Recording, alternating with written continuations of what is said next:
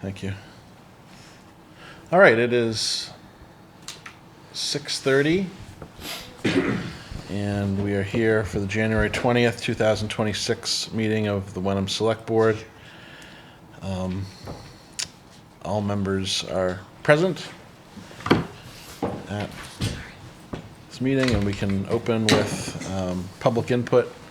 This is the time for any member of the public who's here live or virtually who wishes to speak on a topic that is not otherwise on the agenda. Are there any folks here who wish to make public comment?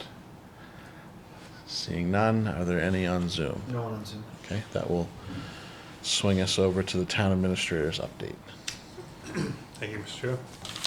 A couple things tonight. First, some or most are already aware, but Jeff Soulard, our finance director, town accountant, is resigning, and his last day will be the 23rd, right? Yeah, Thursday, Friday, the 23rd, and he has accepted and moving to an opportunity at the MSBA. So we wish him the best of luck, and he will definitely be sorely missed. Gonna leave some big shoes to fill. So good luck, Jeff. We'll miss you. Town hall will be, if the HVAC is all but complete, we just need to bring the mechanical closet that was built in the break room on the second floor. Has to have a sprinkler fitting and a ceiling put in it due to the size of it. So fire regulations require it be sprinkled and have a fire retardant ceiling. So it ended up being a little bigger than originally anticipated, but in order to fit the required mechanicals in there, it's kind of is what it is. But with that, we'll be moving, all town hall offices will be back in their original locations on the second floor. On Thursday, we'll be moving. We're going to leave town hall open. We think that we're going to be able to move without interrupting services too much. We are going to put out some information that folks might experience a slight disruption, but Terry is going to our assessor is going to be sitting temporarily with the clerk's office, and permitting will be the first person we set up in the morning on Thursday. So folks should experience very minimal, if any, disruptions. We won't have to close town hall, but opening Monday morning, we should be completely back to normal. And that's the hope, that the heat is working good and everything seems to be good. Knock on wood, we're moving forward, and that will be behind us. And another interesting update is, actually, Joe, you want to share this one? He's been working to help coordinate it. Oh, sure, yeah. So we received a letter last week. It was addressed to the town.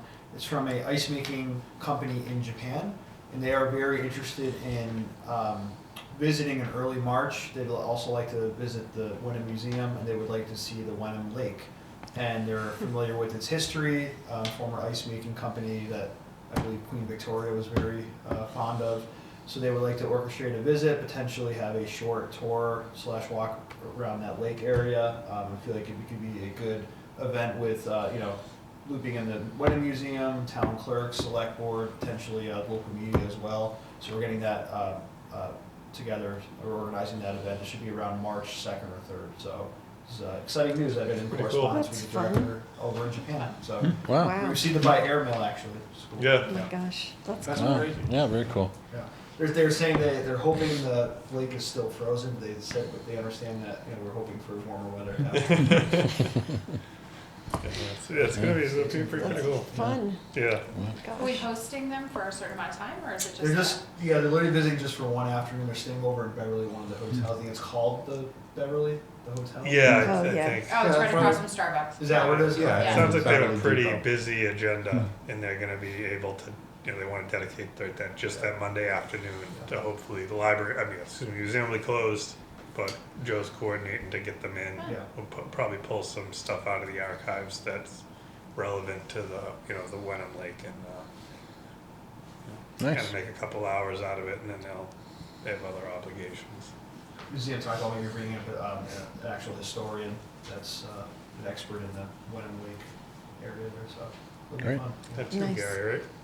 Yeah, No, just amateur. Wenham Ice making a comeback. that's right, that's right. Very fun. Yeah, reminder to all folks and board members here that abatements are due for your real estate tax abatement applications are due on February 2nd. Statutorily, the Board of Assessors cannot act on any application received after that date. A postmark by February 2nd is appropriate, so if you get a post, can't be in town hall on February 2nd, get it postmarked and in the mail, and they'll still be able to accept and act within their jurisdiction on the application.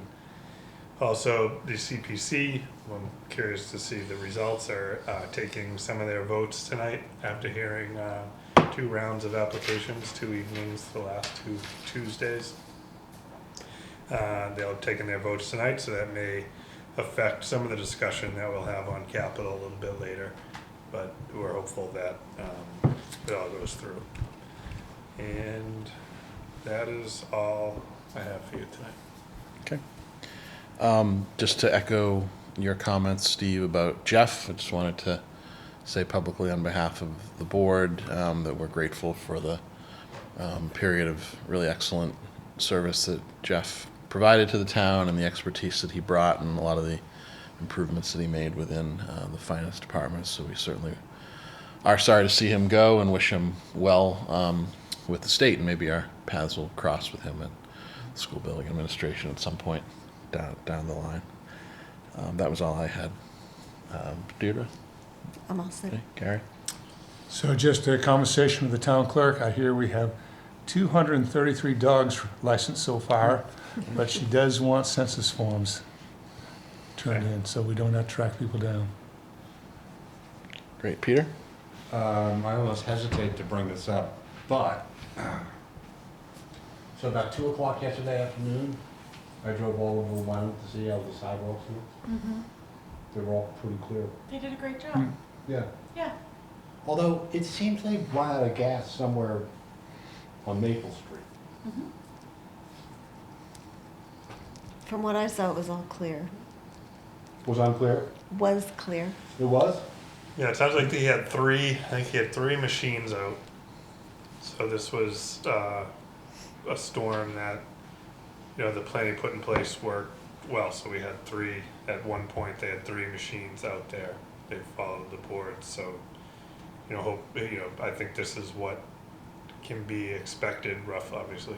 The significance of a winter event could change this, but, you know, a routine winter event is probably, and the vendor that he's utilizing, as well as the machine, the Bobcat that they kind of renovated to take that role. This is probably similar. I think he hopes to be this to be a repeatable occurrence, but you know, he just wanted to caution folks that, you know, if the vendor drops off and they can't get another person in the Bobcat, it's still that one machine. But, you know, he's trying his best to get through the town as quickly as possible.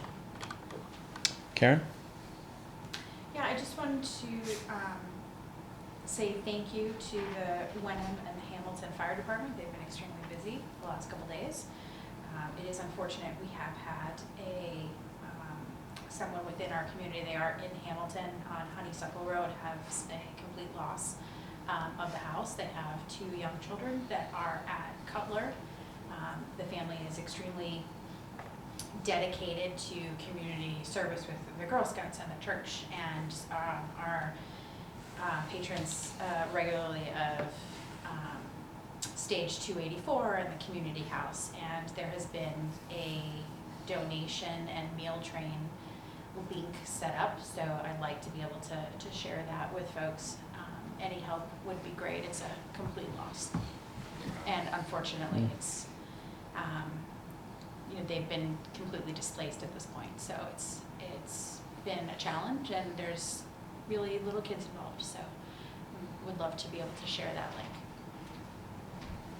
So is there like a GoFundMe or a link or So something like that? they Or? currently have a meal train. I don't know if people are familiar with that. It's a website where people can sign up and be able to bring the family dinner on a regular basis, and they've set that up essentially every 2 days for the next month or 6 to 7 weeks, in addition to to a meal that can be provided on the same website is a donation link that has been receiving donations that go directly to the family. But the family is extremely involved in all aspects. I understand that they're a Hamilton family, but they are truly community-based and have been great friends to several organizations. So whatever we can do, if we can start by sending that link out, that would be great. Is something the board wants on the website? Yeah, I mean, is there a, even though Wish is obviously Wenham and not Hamilton, but is there like a Wish page or anything like that where it might go, or maybe it could just go on? Yeah, I mean, I was thinking, homepage. I believe we do have a Wish page, but it's not highly trafficked. Right. Well, I don't think our website's very highly trafficked anyways. Right. But we could put it out. Again, the policy says town business only, but the select board sets the policy, so I think that if you deem it to be appropriate, we can put it on our socials and kind of a news blast, and to the extent we have folks signed up for our alert system, that would trigger that. What do people think? Any? Good? Yeah, I think, That would be great. I mean, anything Yeah. at this point, I think. Can you send me that info? Yep, Thank happy you. to. Thank you. all right, great, thank you. That moves us to our consent agenda. There are two items on the consent agenda: approval of the open session minutes of December 2nd, 2025, and the appointment of Althea Cranton to the Council on Aging Board. Does anybody wish to discuss either of those items separately, as opposed to just voting on the consent agenda? Seeing none, I would entertain a motion to approve the consent agenda as a single motion. Move to approve items A through B in the consent agenda as printed in tonight's agenda. Gary seconds. I will take a roll call. Karen? Yes. Peter? Yes. Gary? Yes. Deirdre? Yes. And Ben is yes, and our thanks to Ms. Cranton for stepping up to volunteer for the Council on Aging Board. We very much appreciate that. And that moves us to new business. So in new business, Yeah. Mr. Chair, you may want to consider taking C and E as kind of one discussion. Sure. Okay. So we'll start with C, discussion and potential vote to open the 2026 annual town meeting warrant to be held on April 11th, 2026 at the Bucher School at 1 o'clock. Any discussion? Yeah, so I just for folks at home that aren't aware, the select board will vote tonight to open the warrant. The warrant will remain open for roughly 30 days. Where the board would probably be looking to close it on their second meeting of February. And during this time, requests to the board for their sponsorship on inclusion into the 2026 annual town meeting. This would be the time to submit those. You also have the option to submit their citizens petition, where by law the board is required to include those in the warrant, but this would be the time to submit any articles that you wish the select board to sponsor and place on the warrant on your behalf. Okay. Entertain a motion. Move to formally open the warrant today, January 20th, 2026, with an anticipated closing date of February 17th, 2026, for the 2026 annual town meeting scheduled to be held at the Bucher School on Saturday, April 11th, 2026 at 1 p.m. Gary seconds. Take a roll call. Deirdre? Yes. Gary? Yes. Peter? Yes. Karen? Yes. And Ben is yes, that's unanimous. We'll skip to item E, discussion and potential vote to select an alternate location for the town meeting venue. Steve, what are some of the candidates? Well, our really only other alternative in one of the articles that is just dawning on me now that I need to place on a potential article warrant is to allow us to have a town meeting outside the boundaries of the town. But right now, really our two options, besides the Bucher, would be renting a tent and doing it in something like Pingree Park or Gordon College. Would be the only two available venues that would be bigger than the Bucher School, because I think that if we were to consider changing a venue, it would be because of capacity concerns. And given what seems to be increasingly likelihood of a override of some sort being placed on this year's warrant, that could create a turnout similar to the consolidated school debt exclusion article last year. Right. It could also be something you can change the location up to 2 weeks before the annual town meeting. We could kind of gauge the reaction once if a override article becomes a reality, gauge the community's reaction both in Hamilton and Wenham, and make the call then. But I think it's worth starting the conversation. We can contact Gordon College if the board deems that to be an appropriate alternative, to at least get on their calendar. Well, the advantage of Gordon College is the facility actually is larger capacity than any tent we could get. And also, they were very generous last time. And I'm kind of thinking back, the COVID tent, although it was not town money at the time, I think that ran about $30,000 for the rental and the electronic setup and all. Yeah, I remember you had said So it it's was not- pretty expensive. It's not cheap to do a tent. Right. Right.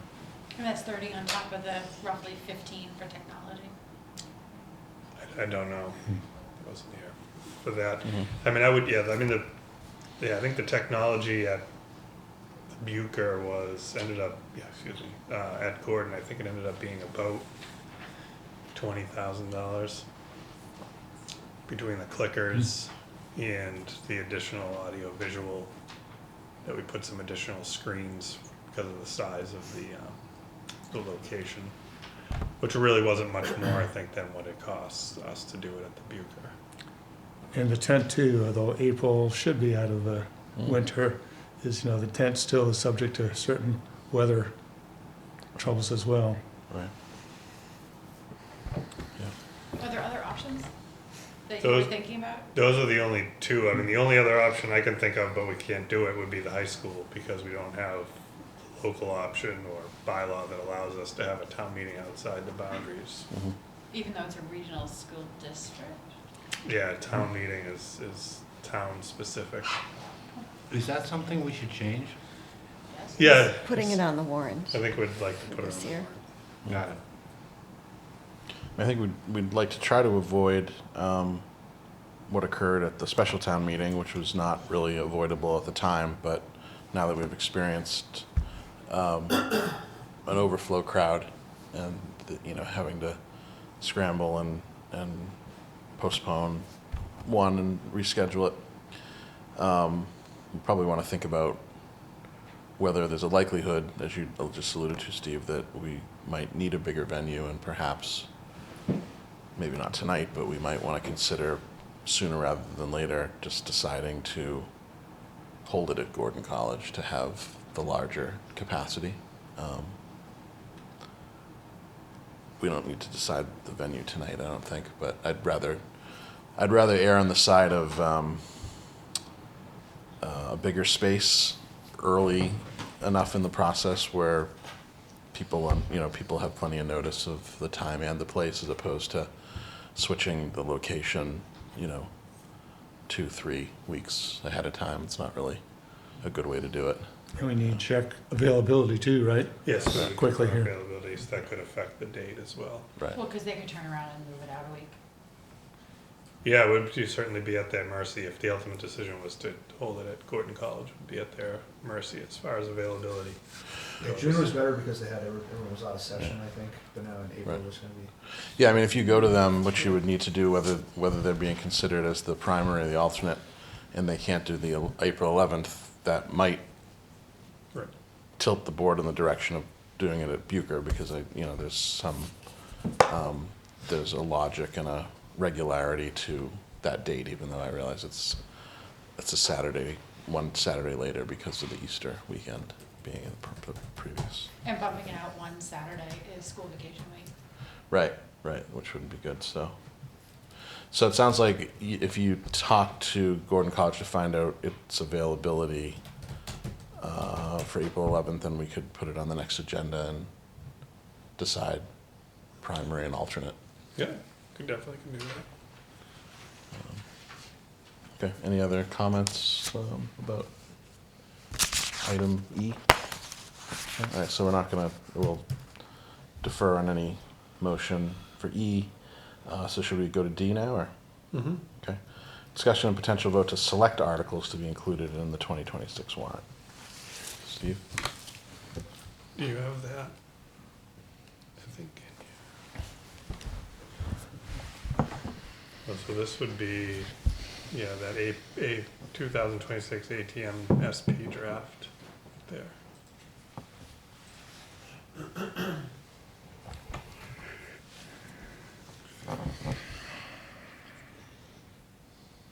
All right, so how much detail would the board like? Do you want me to go through and explain all the routine articles that we do every year, or do you want to just jump to the potential additions? To us, kind The of latter. Additions. Well, being that we have a 7 o'clock time frame, why don't we jump to the updates first, and then Yep, if that's we need to fine. circle back, I think that Okay. would be appropriate. All right. All right, so for you, Peter, I'll go through every single one. If you want to go back to page 1 in extreme detail. So, all right. So starting here, the cooperative housing, which is actually I'm not even completely sure what the ownership structure looks like in this, but it's not a condo and it's not a single family. I think it's a group of individuals who buy into a single location, and we do not have. We've been granting we have been granting an exemption. Is it the Maples? Do you know? Is it? Yeah, Maples are The cooperative. Maples, we've been granting them local exemptions, which I believe to be the right thing to do for the seniors, veterans, blind residents, and any other statutory exemptions that exist in the Mass General Law for real estate exemptions. But the town is required to adopt a local option to have permission, quote unquote, from the state to do so. So this would be kind of a housekeeping item to allow the community to adopt the local option. So we're kind of in compliance with our current practice, or to bring our current practice in compliance. The next one is, any questions on I that? have a quick question. Yeah. Can we change the wording from blind to just disabled at all? I mean, I'd hate to find out that there's somebody who also has a disability that isn't getting a tax deferral because they're not blind. Well, blind is the actual name of the exemption. You have to be blind to get it. Oh, It's okay. the There's no blind exemptions for exemption. other conditions. I know, I just didn't read it else in there that said that, so that's what I was asking. Okay.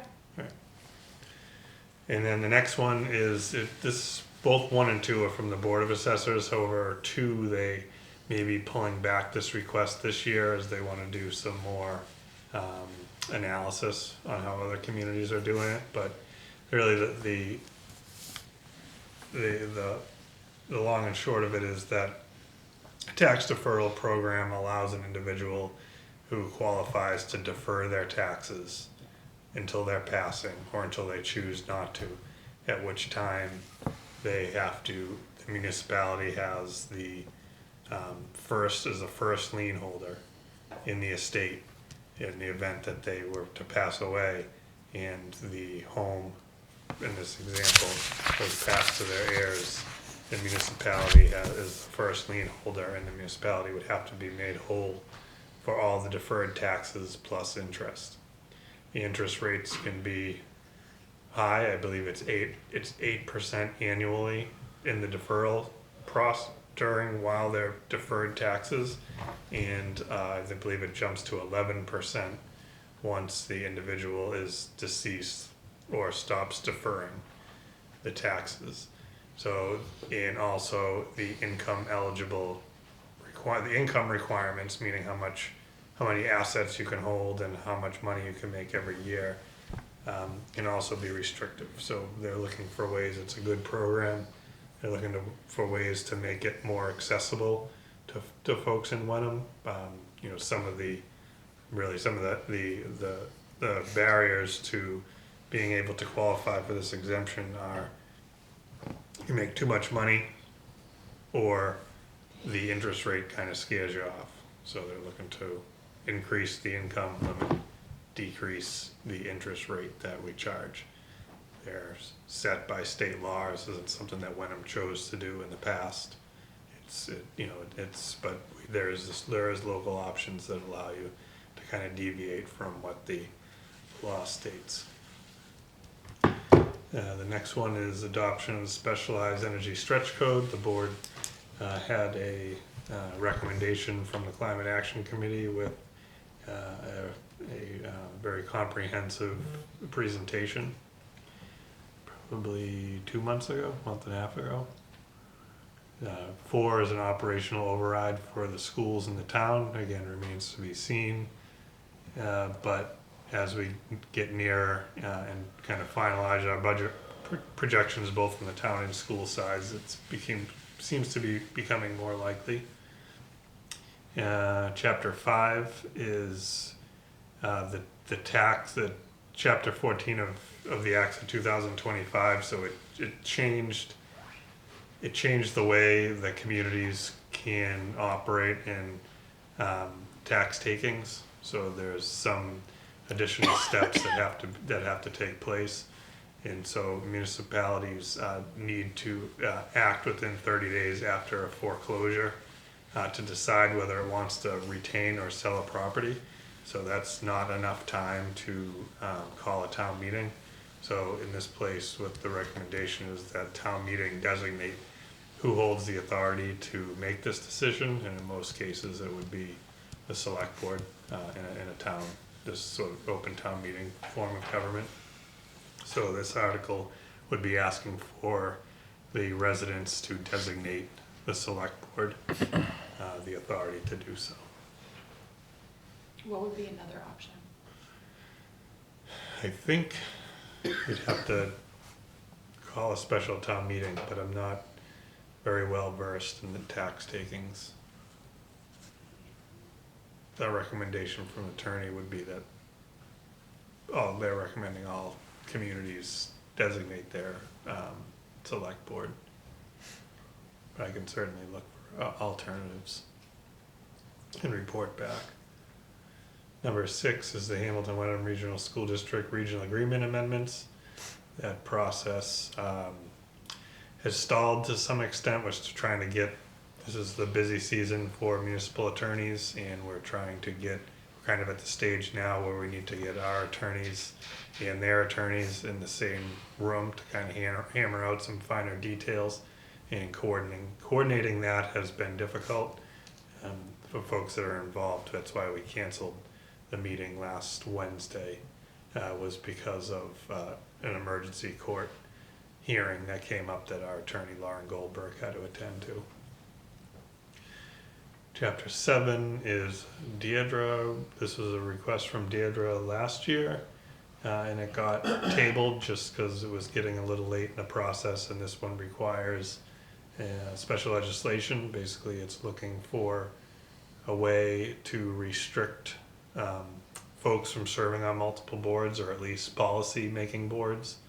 And so this would, first you'd have to define what boards you want to be affected by this bylaw, and then ask for special legislation if it requires, if the boards designated are elected, because the election process is can't be kind of limited like this. So participants in the election process can't be limited by a bylaw. So that's where the special legislation comes in. All right, keep going down, please.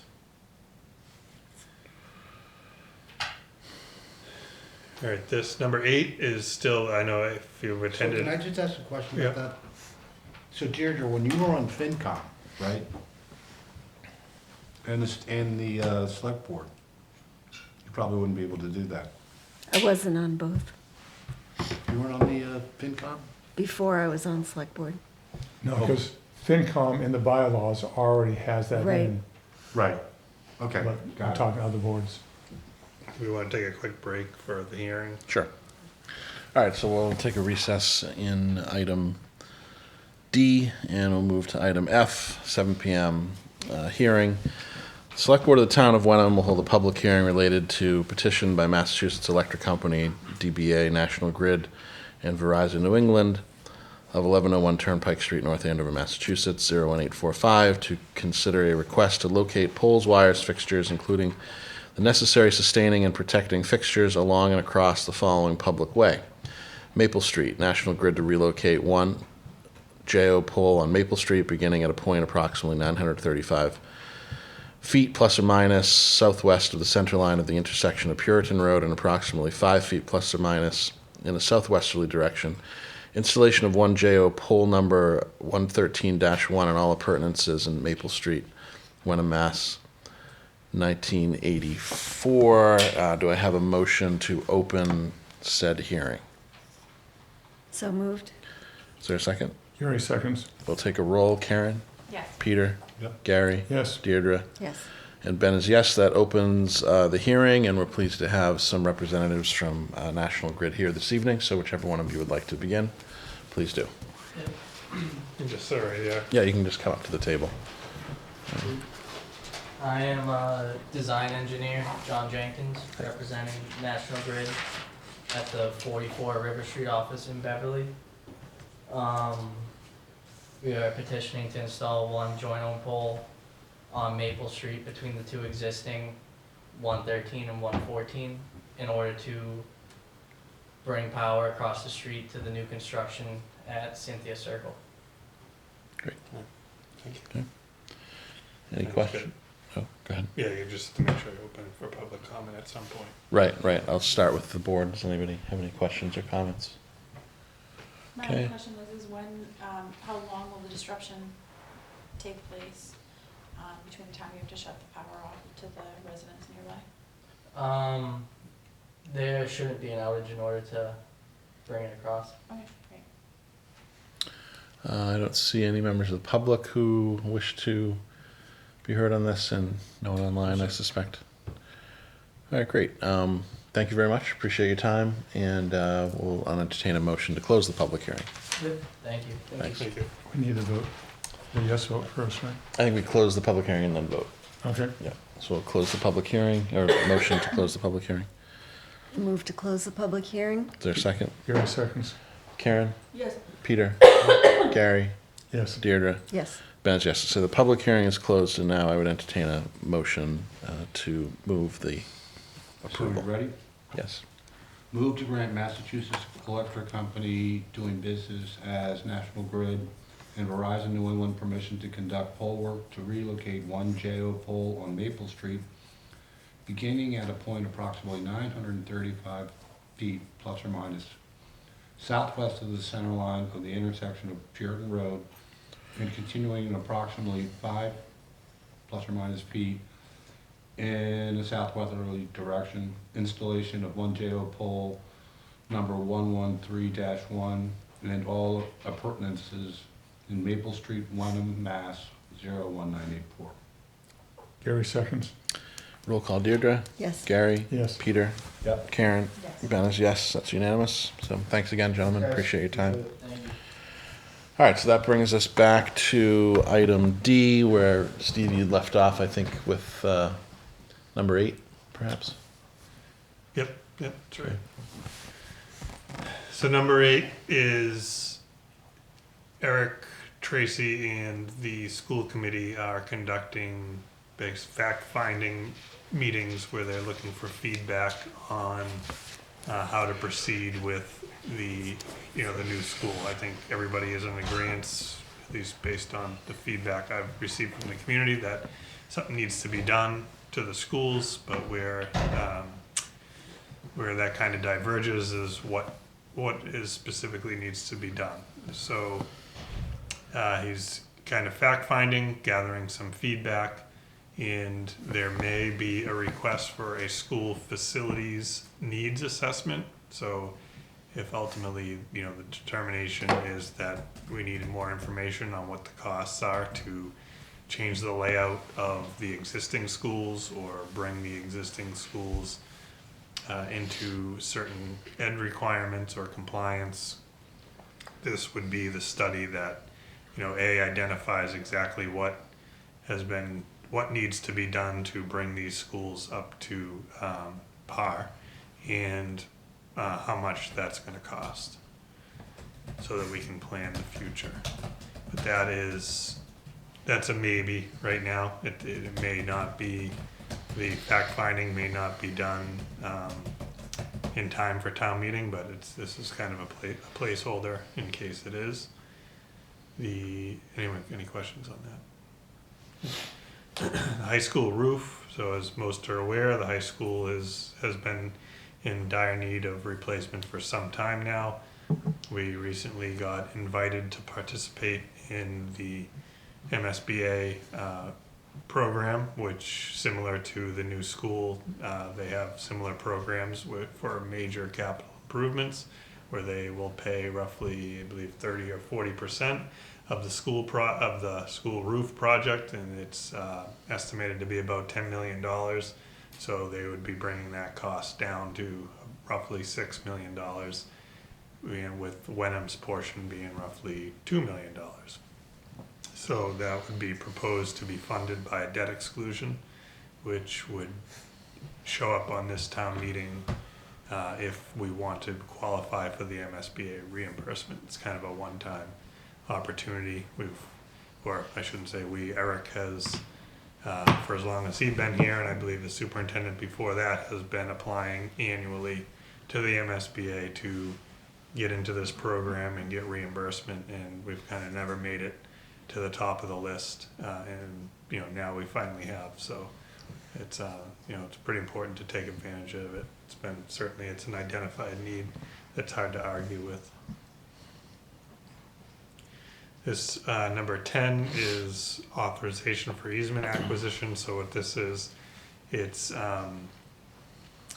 so basically in eminent domain for private acquisitions of temporary. Luckily, we don't have any permanent takings for the Route 1A project, but there are several temporary easements that will need to be taken, and it's basically to grant Mass DOT the permission to do so. However, there are other steps that the town is currently taking. We've just got yesterday morning from the state the final layout plans and identified the parcels that are affected. And Where does that light go? Top of Arbor? I thought it was Cherry. yeah, Both. right. Cherry? Yeah. Both. Both? You're Right gonna up- put an arbor and a cherry Yes. within 100 yards of each other? Sequence lights, that's the DOT plan. So there, I have a much harder time getting out of Cherry than Arbor, for what it's worth. all right, so anyways, we've sent off a draft letter that will go to all the private homeowners that are affected by the project to begin discussions of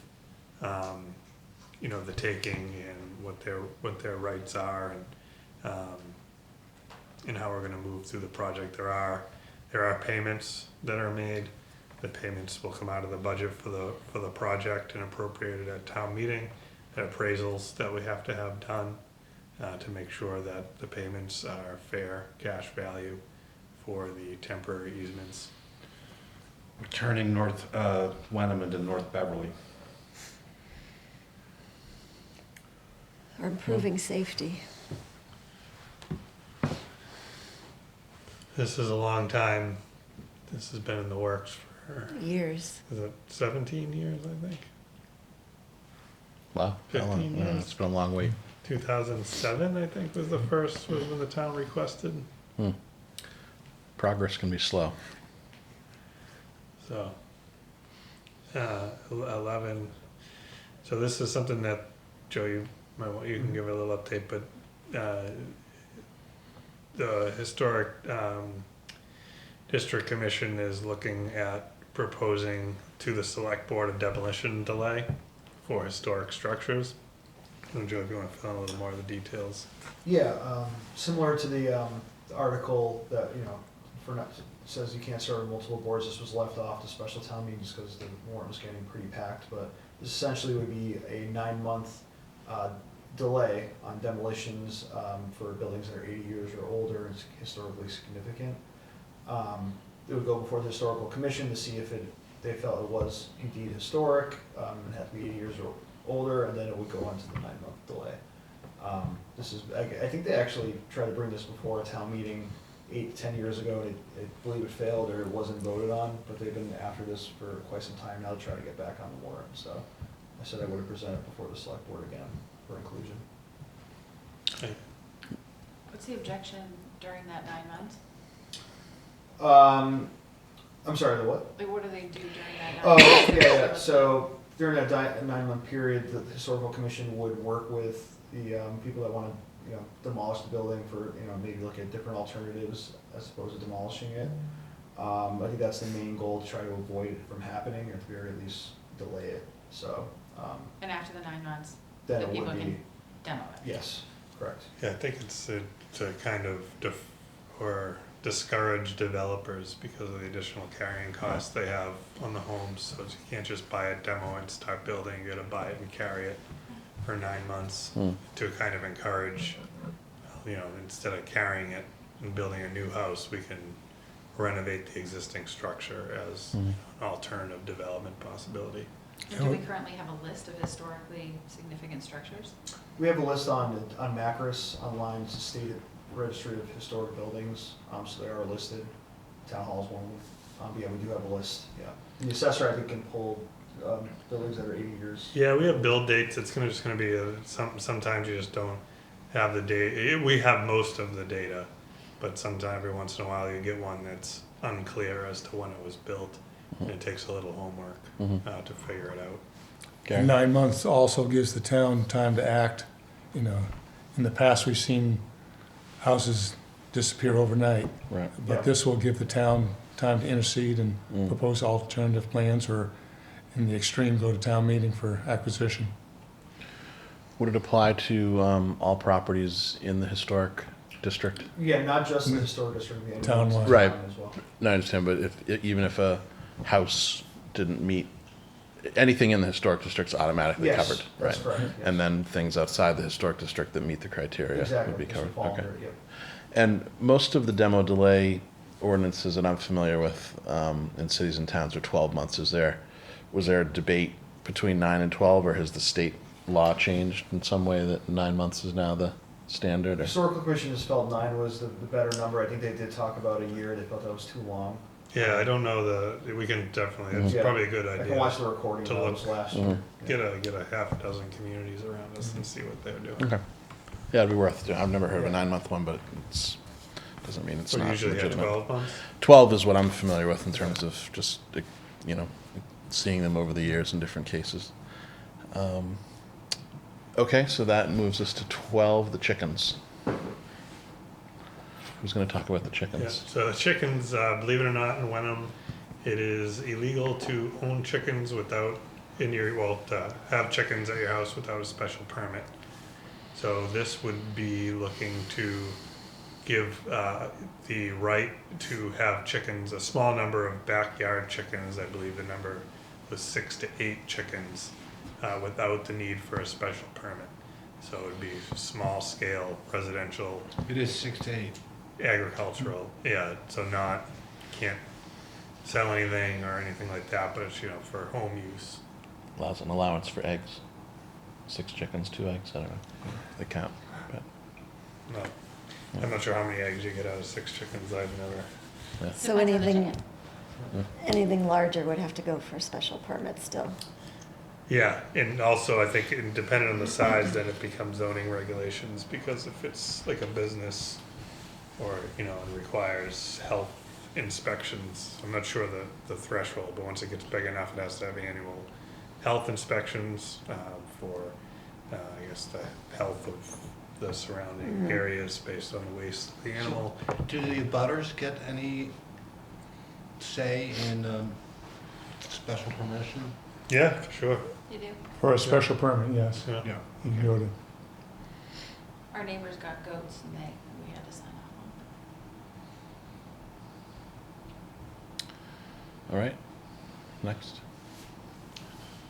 So this is something the planning board in land use has been working on quite diligently over the last few months. I believe it was 1982 was the last time our subdivision rules and regulations were updated.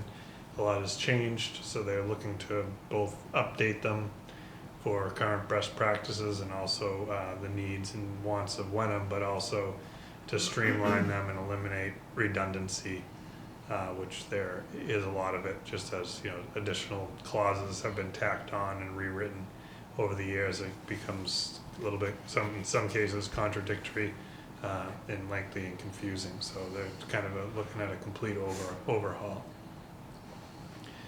This is something I would like to bring up to the board as a request of, so we have a general stabilization fund, but this is another stabilization fund that, you know, can be a little bit more specific in its use, and in part, when the town meeting is voting to fund it, they know generally what use it's going towards.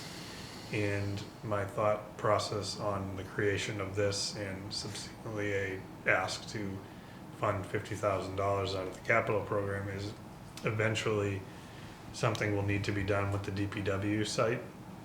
And if we spend the next, you know, 3 or 4 years putting $50,000 or thereabouts every year into the building stabilization fund, we'll have, you know, we'll have built a couple $100,000 that will likely cover all the engineering and planning and estimating that would need to be done to then bring it back to town meeting with a complete package. So, you know, they would go something like in year 5 from now, we would go to town meeting and say, you know, will you release these $200,000 of funds in the building stabilization fund so that we can plan for the DPW change or whatever the, you know, whatever, we'll probably have some outreach and figure out exactly kind of generally what we want to do. Then we got a plan for it, and then at the next town meeting after that, we would come back having spent the $200,000 and did all the planning and have a design package that we have a really pretty good idea on what the cost will be to do that project, and then ask the voters of town meeting, likely through a debt exclusion, to authorize that bonding so that we can complete the project.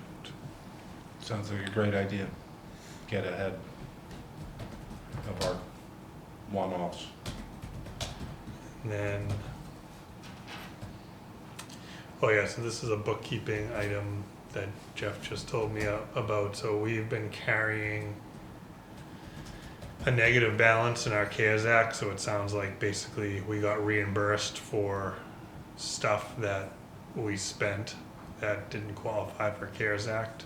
So then that got reversed, so we just need to clear that with a free cash transfer to clear the negative balance.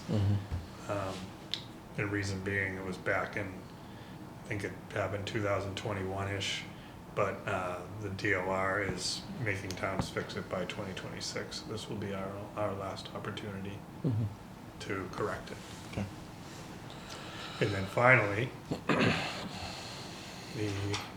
asked to authorize us to conduct town meetings outside of the town Right. of Wenham. Right. Okay, so those are 15 potential articles that are beyond the standard ones, and it might be less, might be more, there could be some other ones that pop up. And we need not vote tonight on these, correct? We have time to No, we have time. Yeah. I just wanted to get this in front of the board to get basically knee-jerk reactions. Right. If any of them are a no-go, or hey, you forgot to add this, forgot to add that. Right. Because after this, tomorrow, I will start working with Robin and Lauren in drafting the actual articles. Mm-hmm. Right. Because then it becomes easier to just, to take one away, but I didn't want to I didn't want to work on drafting anything that was like an absolute non-starter. I mean, Right. a lot of these are pretty non-controversial, and the Yeah. ones that are maybes, I'm not gonna Right. get going yet, but. Right. Do any members have a negative reaction to any of these they'd want to flag at this point? Nope. It's a good list. It's a good list. The only one I had a question on is the historical one about demoing. If it targets everybody in the historical district, No, it's townwide. Yeah, not just the district. The district already has certain, under chapter 40C, I believe, you can't just demolish any building in the historic district. There's another threshold you have to meet. This is townwide though, not just in the and I'm district. assuming that it'll be accepted if there's an emergency or if there's. Yes, an if there's a insurance health, base. yes, exactly. There would be exceptions for emergencies, Fires, yes, floods, things yes, like that. that is Okay, in the I just draft. didn't see that in there. Yes, So it I is, wanted yep. to just make Good sure question, that yeah. wasn't. There are exceptions, yeah. Okay. All right. So I think we're done with item E. The only thing left on the agenda is item H, old business. And is there anything new for us to discuss on item H, or did we kind of air out our feelings Yeah, at the well, I last just wanna, meeting? if you wanna pull up it's not really new, but I just wanna provide you just a quick update. Mm-hmm. Those spreadsheets that I emailed you. Mm.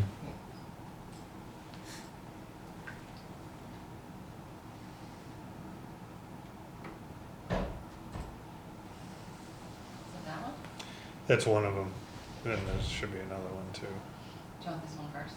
Um, yeah, we can do this one first. So first, this is the capital request that's been circulated around. I don't think, unless everyone wants me to, do you want me to go through each one? No. Okay. I think so. So if you scroll down to the bottom. I have questions about repaved library parking lot. Yeah, sure, shoot. If you No, got I'm any. just kidding. Oh. You got it, Peter, you got it. But we're Now we're going through still, the whole list, Peter. No, Yeah, it's that's right. Yeah, you asked. I know, one comment, now we stop at the top. but at some point, we are discussing the capital request, right? Yeah, I mean, well, that's kind of what I'm gauging in that how much information you want, but I do, so this may change how detailed we go in on it, but so right now we're looking at all in, I met with Mike and Rich, and they've added theirs, kind of what we were waiting on. They were waiting on a number of quotes to come back, and we just got those back, really this morning. I got it from Mike. And so I added here, we're looking at about 920, assuming that the CPC funds the police roof, the town hall roof, the digitization of historic documents, and the renovation or the restoration of the war memorial directly across the street from town hall. We're looking at a spend of, or an ask or request of $925,000. Now that's high. I mean, generally when, if you go back to 2020, we didn't have any capital expenditure. There was a debt exclusion for a fire truck, and that was the only capital expenditure. There was a town operational override, there was a schools operational override, and there was also a utilization of free cash to offset the budget. So then moving from there, to present, we had 250,000, 525,000, 445,000, 820,000, and then most recently at our last town meeting, we had 700,000. So Yeah, that's just to say, I don't know what is right or wrong, but I think we're creeping up to, it may be we want to trim this back and get it more into kind of below, certainly below the $800,000 threshold. There are some on these lists that I think could pretty easily be deferred, such as the carpet replacement to the fire station. I think that, right, I don't think anybody's going to walk in there and argue that it doesn't need to be done because they're all torn up. But, then it's the question of, well, the basement of the fire station can't be used because of the lead down there. The carpets need to be replaced. I mean, the building itself needs a significant overhaul. It may be that we start discussions, through the next year of, what are we gonna do with that fire station? How we should probably, instead of throwing 50 grand at it here, 20 grand at it there, it might be, a bigger discussion, so we're not doing things twice. Some of the questions that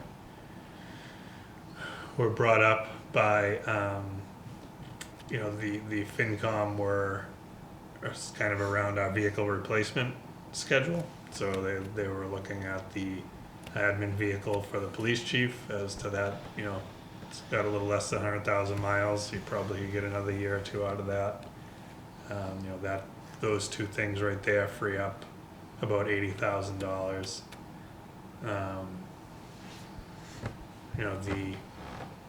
Look, Jim, I'm not suggesting that we defer it, but I know that, Jim in this building has been asking for years and years, and it keeps getting pushed off, and has asked again this year to do the floor over in the basement and paint the walls, it's asbestos tile down there, and we were looking at probably $15,000 to $20,000 to kind of renovate the downstairs to the level that he would feel comfortable extending some of his services down there.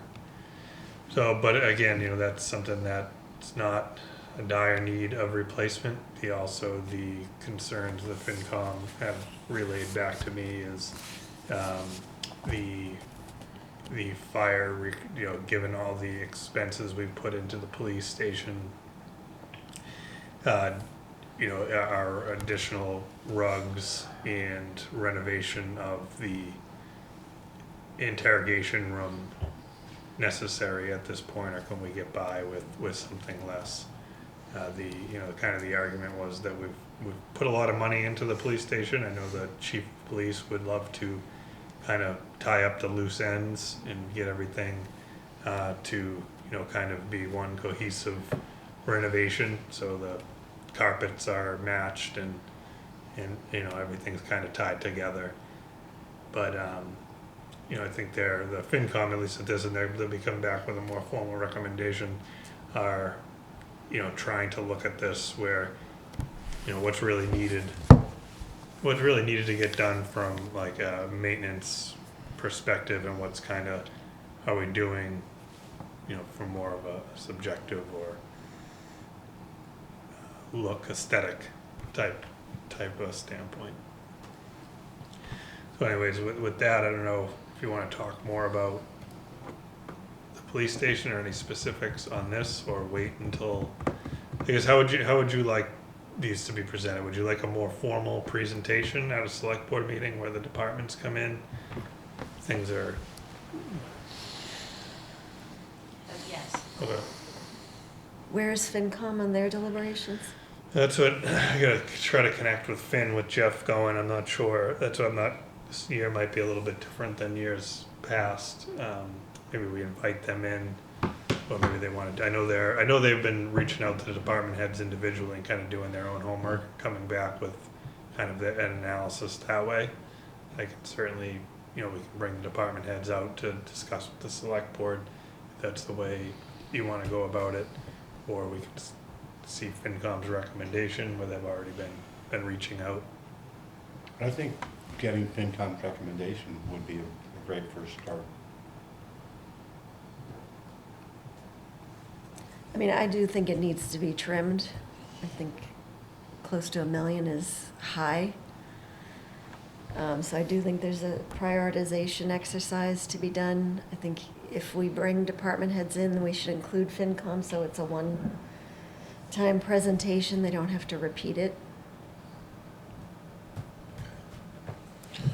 Yeah, I was actually thinking the same, having a joint meeting, the FinCom probably would be an efficient way to do it.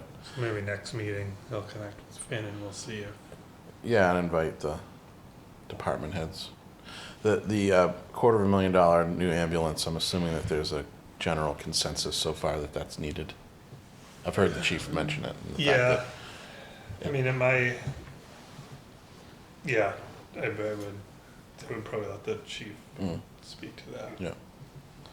And the downtown vibrancy plan, who's gonna speak to that? That would be Kate. Kate, that's part of the master plan. Part of the master plan implementation. It was a specified action item in the master plan. On a particular timeline. Well, we set the timeline last year. We set like a 3 or Right. 5 year timeline. And this was set as I think we're in year 2 of the timeline, and Mhm. that this project and complete streets were gonna be. Right. And then next year will be,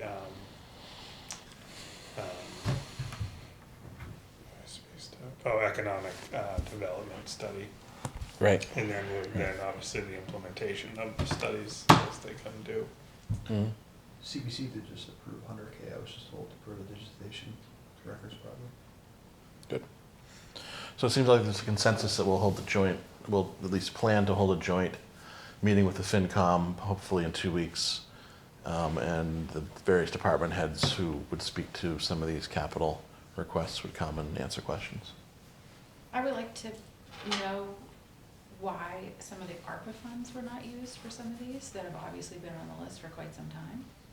And some of the ARPA requests that were put through last year kind of offset some of these. Like, I don't understand why they weren't prioritized, so it'd be great to have the department heads here.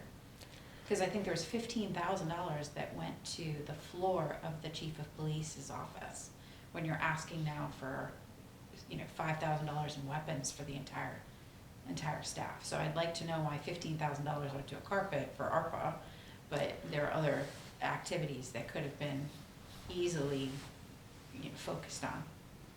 Yeah, we'll bring folks. But that was a whole exercise with the prior select board.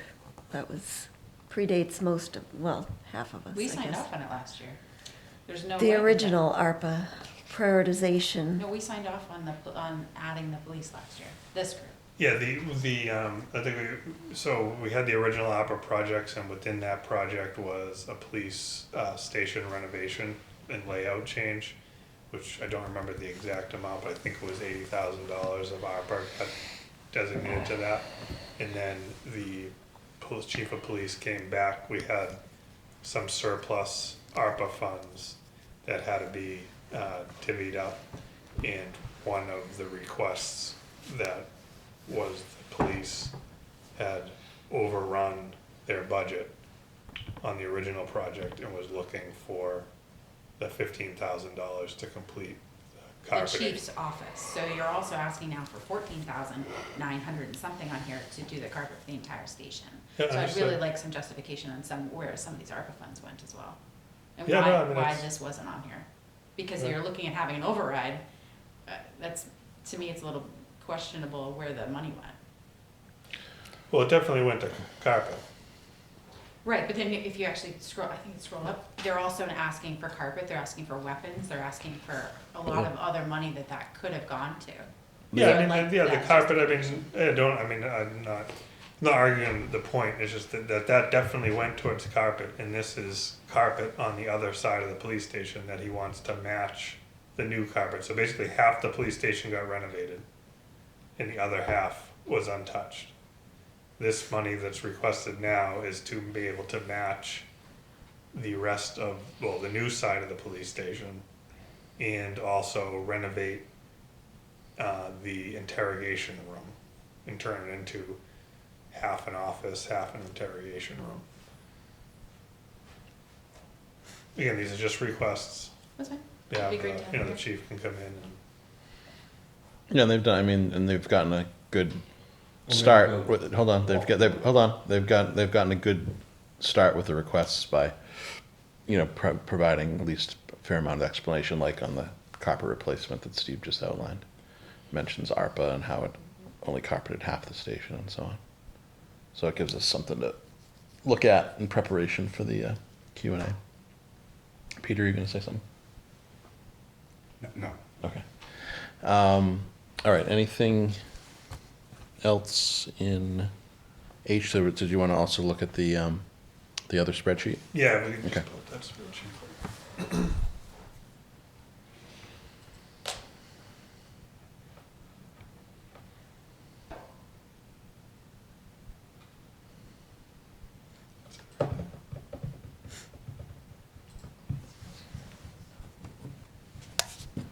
All right, can you just go down to the bottom quick?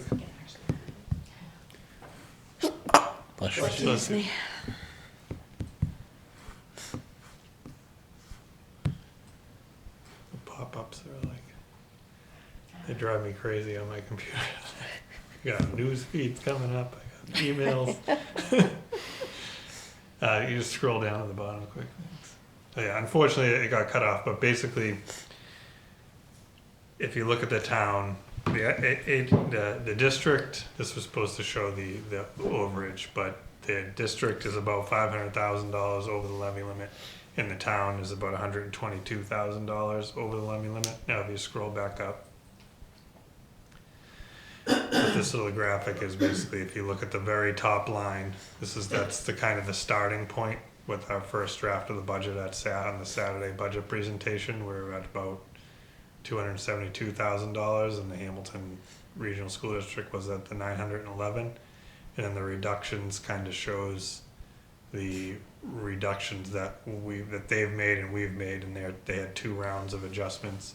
And then based on our conversation last time, we're looking at cutting the Pleasant Pond gatekeepers. We made a general insurance adjustment down $7,000 based on actual spending over the last 3 years, and then also looking to reduce 1% of every department's expenditure line items. So where that comes from is up for the department head to figure out what they can squeeze. And then the next one is what's currently still in the budget. So that that $122,000 deficit reflects a budget that includes a police that doesn't include these things. So that would be to get us to the $122,000.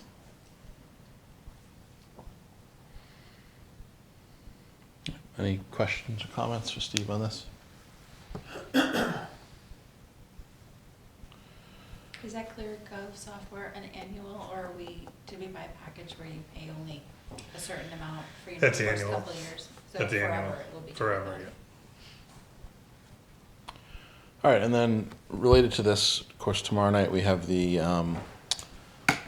5 boards meeting. All board members invited, 6:30 at Bucher. Yeah. Correct. Okay. Yep. Yep. And Are there Ju- votes being done tomorrow night? I don't know. No, usually we don't. I haven't been to one that a vote takes place. Oh, we have a hand raised, Anita Baker.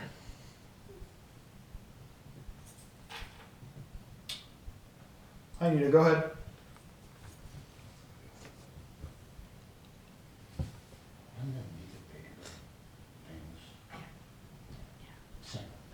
Anita, can you hear us? I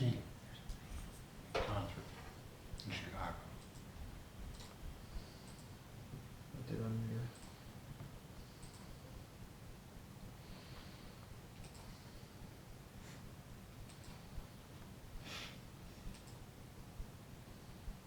She's still muted.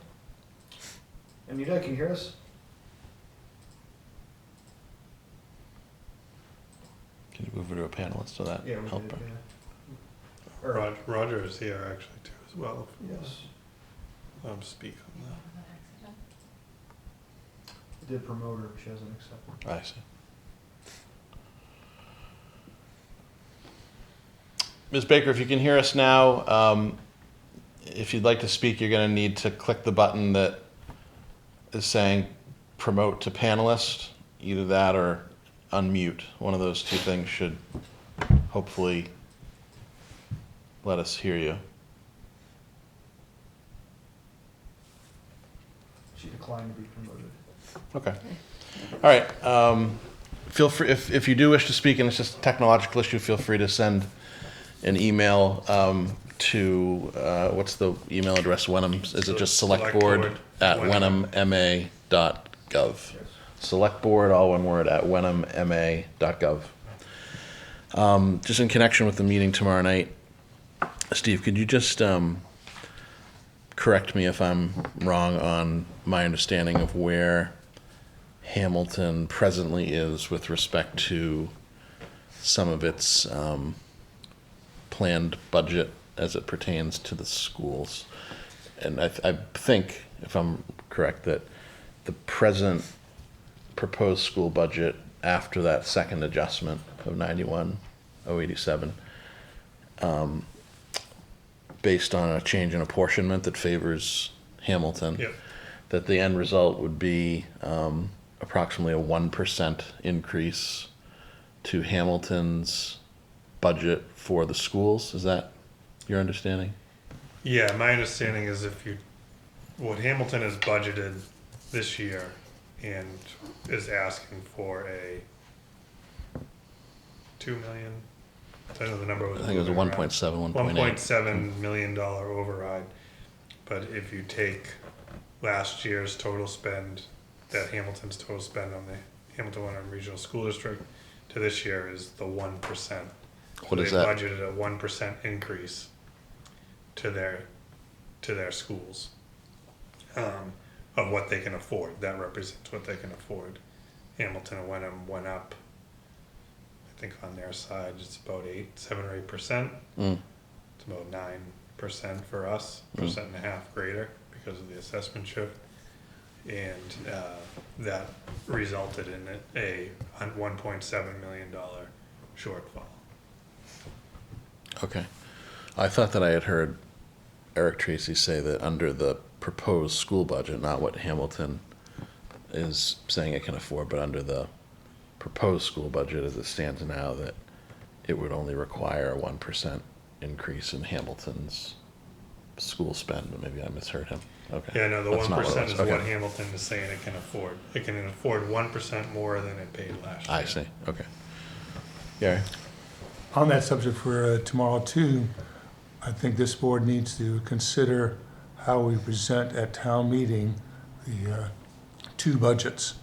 Whether it's going to be one article for the whole shebang, or if we're going to have a town budget warrant that comes in under levy, and a separate school budget warrant, which may or may not come in under the levy, and then whether we would want to present these red line items as a separate warrant article that says, okay, we want to get the main budget done and passed. Now, town citizens, what do you think? Are you ready for an override that will provide these additional services? Yeah, and we talked a little bit in the last meeting about some of the different ways to present it. Right. But I think that you're gonna need to start bringing that up vis-a-vis the school committee too. So if, especially in Hamilton or in Wenham, if the school's coming in with a clear override, then giving perhaps the sense of some citizenry in both towns that I would not want to jeopardize our operating budget based upon an override on the school budget. So do we want to separate the two budgets into two different warrants? And do we want to have our own budget separated into what absolutely is necessary? And then do you want these additional that will cause an override? All right, so we'll be in a better position after the 5 board meeting to have more information, and then at a future select board meeting, we can start to have a dialogue about some of those strategic questions. Any other comments or questions about item H, the budget? Okay, seeing none, I would entertain a motion to adjourn. Move to Oh, adjourn. I'm sorry. Oh, Roger. Oh, Roger. Roger, just in the nick of time. There's still.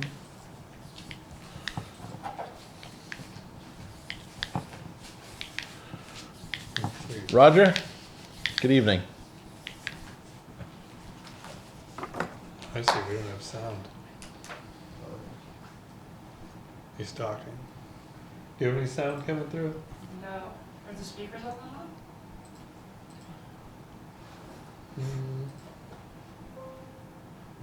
That's something. Can you maybe try unmuting or turning your... Does Roger want to call someone's cell phone and we can put it right through? Oh, well, we Huh? see Roger. Can we hear Roger? him though? Can you hear me? Yes, we can now. Excellent. Good evening. Good evening, Mr. Chair, Roger Smerridge, 7 Onion River Road, and Town Moderator. Hello. Hi, so Steve had asked me to join tonight for what looks like it was listed as item E on the agenda, the discussion about the potential alternative locations or just town meeting venue generally. Yes. I got on to the meeting, I know I was a little bit late, but I jumped on while you were still on item D, so I'm not sure how I missed that. But anyway, I'm happy to answer any questions or provide any thoughts if the board wants them, or otherwise, it was great listening to you all tonight, and we can have a good night. But I'm here and I'm happy to Sure. provide any thoughts that the board may want. Well, where we left off with item E, and we ended up taking C and E together and then moving back to D, which is why there's a little whiplash there. But item E, where we landed, Roger, is that Steve and Joe are going to find out from Gordon College the availability of the Bennett Center for April 11th. And if it's available on April 11th, then at our next meeting, we will have an agenda item about selecting both a primary and an alternate location. And there was some discussion on item E that if there is an override this year, which there may well be, that it could result in large numbers, maybe even as large a group as the special town meeting. And would we want to anticipate that possibility in our decision as to which venue to make the primary town meeting venue? But as a start, we need to find out whether Gordon is available on that date. Mr. Chair, would you, just in case I'm not available for that next meeting, would you like me to share any thoughts I might have on locations based on our experience at special town meeting? Yes, I think that would be excellent. So, notwithstanding a couple of technical hiccups, which I think were largely due to the first-time use of the Bennett Center venue, including, unfortunately, blowing part of the power grid about 30 minutes before we were set to open the doors. Kudos to everyone who jumped into work to get the power back up and running on that part of the circuitry over there. But anyway, aside from a couple of technical issues, I thought that overall the venue worked very well for a large-scale town meeting. Having everyone in a single room was advantageous for a number of reasons, not the least of which was that the Meridia voting system was much more responsive in that single room, even though we were still using multiple receivers. The elimination, I think, the technical item that got eliminated was the relay points. That really sped things up in my observation. And then just not having to rely upon assistant moderators and coordinating multiple rooms